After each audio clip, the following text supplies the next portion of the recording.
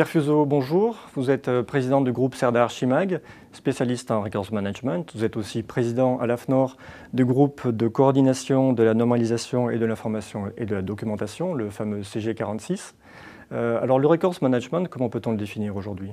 Le Record Management, c'est la gestion de l'ensemble des documents et de l'information, et surtout en zoomant sur la gestion du cycle de vie.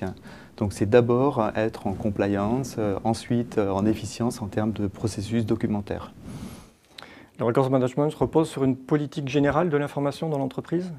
Alors ça, c'est effectivement ce que dicte la normalisation, c'est-à-dire l'exigence d'une politique documentaire, et cette politique documentaire va concerner un certain nombre de personnes. D'abord la direction générale, puisque effectivement il y a toujours ces éléments de management, d'indication. Ensuite, il y a évidemment la DSI, puisqu'il y a beaucoup de documentation électronique aujourd'hui. Et enfin, il y a l'utilisateur qui doit maîtriser son inflation de email, son inflation de documentation bureautique, etc. Alors, il y a besoin aussi d'une gouvernance, et cette gouvernance, nécessairement, passe par la qualité. Et il ne faut pas oublier, effectivement, que la 30300, la norme éponyme du Record Management, est en lien direct avec l'ISO 9000, la 14000, la 27000, qui sont vraiment des normes de management de système. Alors, le Records Management prend en main du contenu dans l'entreprise, de même que la gestion de contenu d'entreprise, dont c'est aussi l'objet. Comment s'articule alors Records Management et gestion de contenu d'entreprise? Un contenu, c'est une information comme une autre. Donc, de ce fait, ça rentre dans la politique documentaire, et le Record Management doit spécifier si l'un ou l'autre contenu doit être enregistré ou être dans un processus à suivre ou un autre. De ce fait, des contenus un peu particuliers comme ceux des réseaux sociaux d'entreprise posent aujourd'hui des grandes questions, et les experts n'ont pas vraiment de réponse. Et donc, on s'interroge effectivement sur la question: que fait-on de ces informations qui sont avec des données personnelles, sans données personnelles? Voilà, la question reste ouverte. Le Records Management interpelle aussi l'aspect archivage électronique. Est-ce qu'il s'agit de la même chose, et comment se situe l'un par rapport à l'autre également? Alors c'est vrai qu'il y a il y a beaucoup d'interrogations, beaucoup parfois de confusion. En fait, les choses sont relativement claires, et des experts commencent à vraiment se poser la question et y répondre.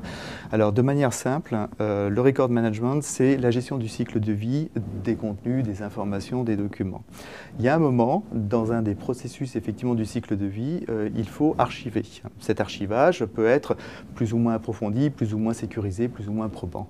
Donc il y a besoin, par exemple, la norme 42013, la norme AFNOR 42013, permettent de donner des spécifications d'un système d'archivage électronique, et ce système d'archivage électronique va être un des composants du système de record management.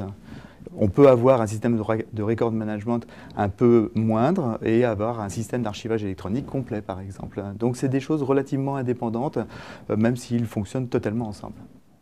Peut-on être tenté de rechercher un logiciel conforme au Records Management, qui est une sorte de certification d'un logiciel pour le Records Management? Est-ce que ça existe? Alors ça, je pense que c'est très important de bien préciser les choses. C'est-à-dire que dans une norme de management de système, c'est le système qui est certifié.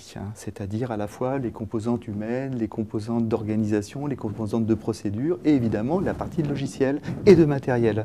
Donc à partir de là, on ne peut pas certifier nécessairement un logiciel.